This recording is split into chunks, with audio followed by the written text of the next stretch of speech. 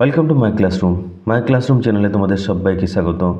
আজ আমরা পড়ব lesson 9 J C Bose a beautiful mind unit 2। Let's continue করা যাক। Bose had invented several sensitive instrument. Jagadish Chandra Bose বেশ কয়েকটি সংবেদনশীল যন্ত্র আবিষ্কার করেছিলেন। ইনভেন্ট আবিষ্কার করা, তার থেকে আবিষ্কার করেছিলেন। সিভারাল বেশ কয়েকটি, সেন্সিটিভ সেন্স থেকে আসছে সেন্সিটিভ সংবেদনশীল, যারা বিভিন্ন উদ্দীপকে সাড়া দেয়। কীরকম ব্যাপারটা? ইনস্ট্রুমেন্ট যন্ত্রপাতি, সেন্সিটিভ ইনস্ট্রুমেন্টের ব্যাপারটা কি? যেমন ধরো স্মোক ডিটেক্টর, কোনো রুমে স্মোক ডিটেক্টর লাগানো আছে, তাহলে যদি সেই রুমে ধোঁয়া হয় তখন সেই যন্ত্রটা বেজে উঠবে, সিগন্যাল দেবে যে এখানে ধোঁয়া হচ্ছে, মানে বিশেষ উদ্দীপকে সেই যন্ত্রটি কাজ করবে। এই ধরনের বেশ কিছু যন্ত্রপাতি জগদীশচন্দ্র বোস তখন অনেক দিন আগে তৈরি করেছিলেন।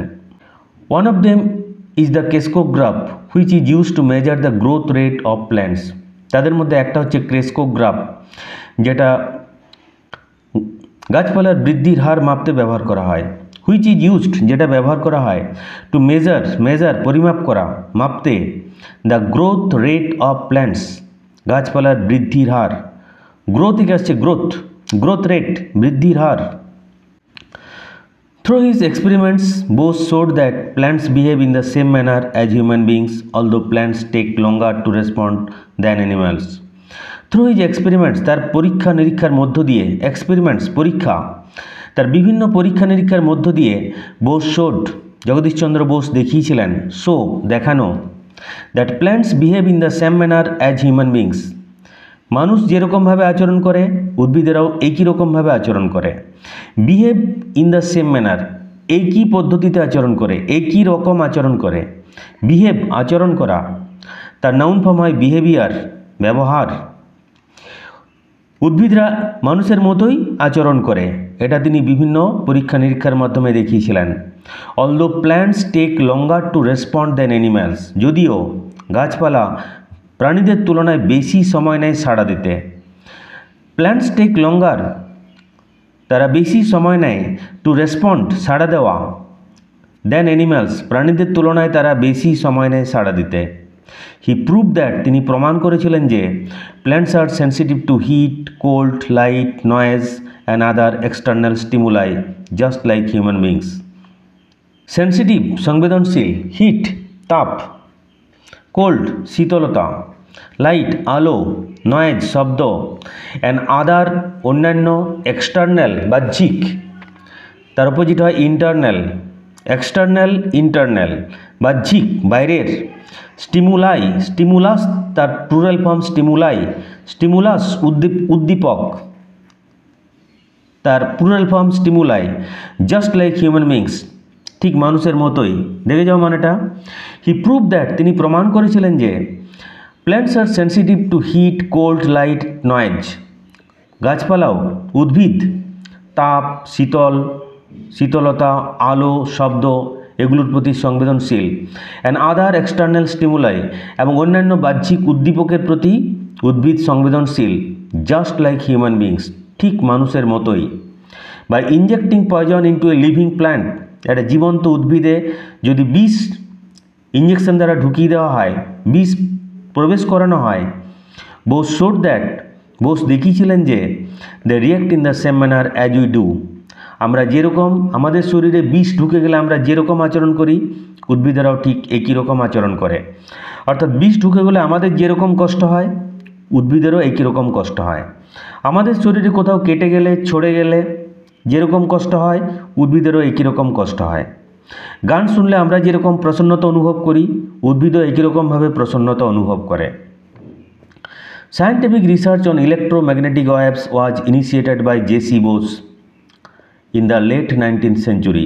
19বিংশ শতাব্দীর শেষ দিকে তড়িৎচুম্বকীয় তরঙ্গ নিয়ে বৈজ্ঞানিক গবেষণা প্রথম শুরু করেছিলেন আচার্য জগদীশচন্দ্র বোস। ইনিশিয়েট শুরু করা, আরম্ভ করা, বিগিন। 19বিংশ শতাব্দীর শেষ দিকে আচার্য জগদীশচন্দ্র বোস প্রথম তড়িৎচুম্বকীয় তরঙ্গ নিয়ে গবেষণা শুরু করেন। It was the Italian scientist Marconi ইতালীয় বিজ্ঞানী J Marconi, who got the patent for the invention of wireless telegraphy. Wireless telegraphy উদ্ভাবনের জন্য তিনি তার পেটেন্ট, তার সত্ত্ব লাভ করেছিলেন। But we must remember that, আমাদেরকে মনে রাখতে হবে যে Bose's public demonstration in Calcutta along the same lines happened much earlier. কলকাতায় জগদীশচন্দ্র বোসের জনসমক্ষে প্রদর্শন তার অনেক আগে ঘটেছিল। 1909 সালে মার্কনি সাহেব নোবেল পুরস্কার পেয়েছিলেন। আর 1895 সালে জগদীশচন্দ্র বোস কলকাতায় প্রথম পাবলিক ডেমনস্ট্রেশন করেছিলেন। আমরা ইউনিট 1-এর ইন্ট্রোডাকশানে আমরা এটা নিয়ে আলোচনা করেছি, তোমরা অবশ্যই এটা ভালোভাবে শুনে নিও, একাধিকবার শুনে নিও। Instead of looking for commercial benefit for his invention, তার আবিষ্কারের জন্য বাণিজ্যিক সুবিধা খোঁজার পরিবর্তে Bose made his inventions public in order to allow others to advance further along the lines of his research. Jagadish Chandra Bose অর্থ উপার্জনের ব্যাপারে খুব একটা আগ্রহী ছিলেন না।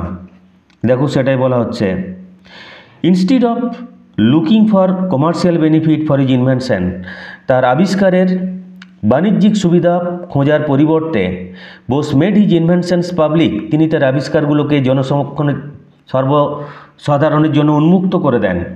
In order to allow others, যাতে অন্যরা অংশগ্রহণ করতে পারে এই গবেষণায়, যাতে তার গবেষণা অন্যরা এগিয়ে নিয়ে যেতে পারেন, বাকি বিজ্ঞানীরা এগিয়ে নিয়ে যেতে পারেন। টু অ্যাডভান্স ফার্দার, আরও এগিয়ে নিয়ে যেতে পারেন। Along the lines of his research, তার গবেষণার লাইন ধরে, তার গবেষণার রেখা ধরে বাকি বিজ্ঞানীরা যাতে তার গবেষণাকে এগিয়ে নিয়ে যেতে পারেন, এই জন্য তিনি তার গবেষণার কোনো প্যাটেন্ট নেননি, তার কোনো বাণিজ্যিক সুবিধা গ্রহণ করেননি। তিনি তার গবেষণা সর্বসাধারণের জন্য, অর্থাৎ সমস্ত বিজ্ঞানীদের জন্য উন্মুক্ত করে দিয়েছিলেন। কমার্শিয়াল বেনিফিট, বাণিজ্যিক সুবিধা, অর্থাৎ অর্থ উপার্জনের যে ব্যাপার রয়েছে। লুক ফর, খোঁজা। ইনভেনশন, আবিষ্কার, উদ্ভাবন। ইনভেনশন আর ডিসকভারির কী ফারাক? ইনভেনশন হচ্ছে তুমি নতুন কিছু একটা উদ্ভাবন করলে, দ্যাট ইজ ইনভেনশন। আর আবিষ্কার, তোর কলম্বাস ডিসকভার আমেরিকা এর আগেই ছিল, আগের থেকেই ছিল, কলম্বাস গিয়ে জাস্ট দেখালেন। মানে যে জিনিসটা অনেক আগের থেকেই রয়েছে তুমি সেটা দেখালে, সেটা হচ্ছে ডিসকভারি, সেটা হচ্ছে ডিসকভার করা। আর তুমি সম্পূর্ণ একটা নতুন যন্ত্র, কোনো নতুন ওষুধ আবিষ্কার করলে তখন সেটা হবে ইনভেন্ট বা ইনভেনশন, উদ্ভাবন। However, Bose's place in history has now been re-evaluated. অবশ্যই ইতিহাসে জগদীশচন্দ্র বোসের জায়গা তার পুনর্মূল্যায়ন হয়েছে। আমরা আলোচনা করেছি যে জি মার্কনির নাতি এক বক্তৃতায় জগদীশচন্দ্র বোসকে ফাদার অফ রেডিও সায়েন্স হিসেবে মেনে নিয়েছেন। হয়তো তিনি নোবেল পুরস্কার না পেতে পারেন, কিন্তু তাকে রেডিও সায়েন্সের জনক হিসেবে মর্যাদা দেওয়া হয়েছে। এবং অনেক বিজ্ঞানী তারা এখনও মনে করেন যদি ঠিকঠাক বিচার হতো জগদীশচন্দ্র বোস একবার নয়, দুবার নয়, 3 বার নোবেল পুরস্কার পেতে পারতেন। রেডিও ওয়েভ নিয়ে তার গবেষণা, সেমিকন্ডাক্টর নিয়ে যে তার গবেষণা, যেটা এই আলোচ্য অংশে উল্লেখ করা হয়নি, আর উদ্ভিদের স্নায়ুতন্ত্র নিয়ে তার মৌলিক গবেষণা, 3টি গবেষণার জন্য অন্তত 2টো নোবেল পুরস্কার তার প্রাপ্য ছিল। যাই হোক, যে কোনো কারণে হোক তিনি জাতিবিদ্বেষের শিকার হয়েছিলেন, তার গবেষণা ঠিকঠাক মূল্যায়ন হয়নি, তিনি নোবেল পুরস্কার পাননি। এই অপ্রাপ্তির বেদনা নিয়েই তিনি উদ্ভিদ জগতে চলে এসেছিলেন। দিস গ্রেট ইন্ডিয়ান সায়েন্টিস্ট, এই মহান ভারতীয় বিজ্ঞানী, ওয়াজ ইভেনচুয়ালি ক্রাউন্ড উইথ গ্লোরি, অবশেষে গৌরবোজ্জ্বল একটা স্থান পেয়েছিলেন। অবশেষে ক্রাউন্ড উইথ গ্লোরি, গৌরবোজ্জ্বল স্থান পেয়েছিলেন, গৌরবোজ্জ্বল জায়গা খুঁজে পেয়েছিলেন, গৌরবান্বিত হয়েছিলেন। When he was awarded knighthood by the British government in 1917, 1917 সালে ব্রিটিশ সরকার যখন তাকে নাইটহুড উপাধিতে নাইটহুডে ভূষিত করেন, তখন তিনি তার গৌরবের জায়গা ফিরে পান। He was also conferred many other awards like Fellow of the Royal Society, Companion of the Order of the British Empire, etcetera. তাকে আরও অনেক নানান সম্মানে ভূষিত করা হয়, ভূষিত করা হয়, দেওয়া হয়। মেনি আদার অ্যাওয়ার্ড, আরও অনেক পুরস্কার, লাইক যেমন ফেলো অফ দ্য রয়্যাল সোসাইটি, এটা একটা বিশেষ সম্মান, রয়্যাল সোসাইটির সদস্য পদ তাকে দেওয়া হয়। Companion of the Order of the British empire, companion of the Order of the Indian empire, companion of the Order of the Indian empire, এটা একটা বিশেষ সম্মান ইত্যাদি। এই সমস্ত সম্মানে তিনি ভূষিত হন। নিডলেস টু সে, এটা বলার অপেক্ষা রাখে না, এটা বলা বাহুল্য, he is one of the greatest scientist ever born in our country. আমাদের দেশে যে সমস্ত বিজ্ঞানী জন্ম নিয়েছেন তাদের মধ্যে অন্যতম সেরা, অন্যতম মহান বিজ্ঞানী Acharya Jagadish Chandra Basu. Sir J C Bose wrote several books, তিনি বেশ কিছু বই লিখেছিলেন অ্যান্ড পাবলিশড, প্রকাশ করেছিলেন many research papers in leading science journal. প্রথম সারির বিজ্ঞান বিষয়ক পত্রিকায় তিনি তার অনেক গবেষণাপত্র প্রকাশ করেছিলেন। রিসার্চ পেপার্স, গবেষণাপত্র, লিডিং, প্রথম সারির, সায়েন্স জার্নাল, বিজ্ঞান বিষয়ক পত্রিকা, বিজ্ঞান বিষয়ক পত্রিকায়, প্রথম সারির বিজ্ঞান বিষয়ক পত্রিকায় তিনি অনেক গবেষণাপত্র প্রকাশ করেছিলেন এবং অনেক বই লিখেছিলেন। তার বিখ্যাত বই ভাগীরথীর উৎস সন্ধানে। তিনি যেখানে বাস করতেন তার পাশেই বই চলেছিল ভাগীরথী। তার খুব ইচ্ছে হতো ছোটোর সময় যে ভাগীরথী নদী কোথা থেকে আসছে তিনি একবার দেখে আসবেন। পরে যখন তিনি বড় হয়েছিলেন সেই ভাগীরথীর তীর ধরে ধরে তিনি একেবারে ভাগীরথীর উৎসে পৌঁছে গিয়েছিলেন এবং তার দেখা বিবরণ, তার অভিজ্ঞতা তিনি তার বিখ্যাত বই ভাগীরথীর উৎস সন্ধানে এই বই লিপিবদ্ধ করেছিলেন। এখানে তার বিখ্যাত কথা, নদী তুমি কোথা হইতে আসিয়াছ। Some of his famous books are response in the living and non living. তার বিখ্যাত কতকগুলো বইয়ের মধ্যে রয়েছে response in the living and the non living, 1902 সালে প্রকাশিত। এটা বইটার নাম response in the living and the non living. The nervous mechanism of plants, 1926 সালে প্রকাশিত। এটা আবার তার একটি মৌলিক গবেষণা। উদ্ভিদের নার্ভাস মেকানিজম, এই মৌলিক আবিষ্কার অনেক বিজ্ঞানীর মতে নোবেল পুরস্কার পাওয়ার দাবি রাখে। তিনি প্রথম বিজ্ঞানী যিনি উদ্ভিদের নার্ভাস সিস্টেম, স্নায়ুতন্ত্র আবিষ্কার করেছিলেন। মেজর মেকানিজম অফ প্ল্যান্টস, 1928 সালে প্রকাশিত, এটসেট্রা ইত্যাদি। ইন 1896 সালে বোস রোড নিরুদ্দেশের খোঁজে এই বইটি লেখেন। এ সায়েন্স ফিকশন, এটি হচ্ছে একটি কল্পবিজ্ঞানের বই। জগদীশচন্দ্র বোস প্রথম বাংলা ভাষায় কল্পবিজ্ঞানের বই লেখা শুরু করেছিলেন। In fact he was the first writer of science fictions in Bangla. বস্তুতপক্ষে তিনি প্রথম লেখক যিনি বাংলা ভাষায় কল্পবিজ্ঞানের বই লিখেছিলেন। ইন নভেম্বর 1917 সালের নভেম্বর মাসে Bose founded the Bose institute. Bose তার বিজ্ঞান বিষয়ক